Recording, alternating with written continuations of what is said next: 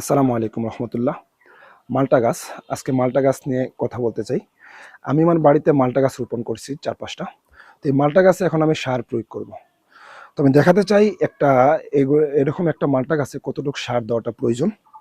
দেখেন, আমি প্রথমেই গাছের গোড়ার মাটিটা কুড়ে নিছি। এখন আমি সার প্রয়োগ করব।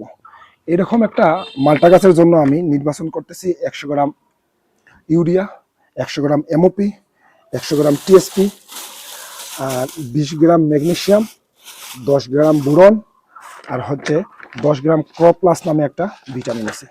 তো সবগুলো একটা মিশ্রণ তৈরি করে আমি এখন গাছের গোড়ায় দিচ্ছি। কারণ এই সবগুলোর মিশ্রণ যখন আপনি দিবেন তখন গাছ সতেজ হবে এবং ফলও বড় হবে। অনেক সময় আমাদের সিলেটে মালটা গাছের মালটার রস হয় না, তাই আপনারা সার প্রয়োগ করলে ইনশাল্লাহ এরকম সমস্যা হবে না। কাজেই আপনারা যারা মালটা গাছ রোপণ করেছেন, মালটা চাষ করতেছেন, এটা এইভাবে যদি সার প্রয়োগ করেন 3 মাস অথবা 6 মাস অন্তর অন্তর গাছের গ্রোথ বৃদ্ধি ভালো থাকবে, ফলন ভালো আসবে। ধন্যবাদ সবাইকে, ভালো থাকবেন। আসসালামু আলাইকুম রহমতুল্লাহ।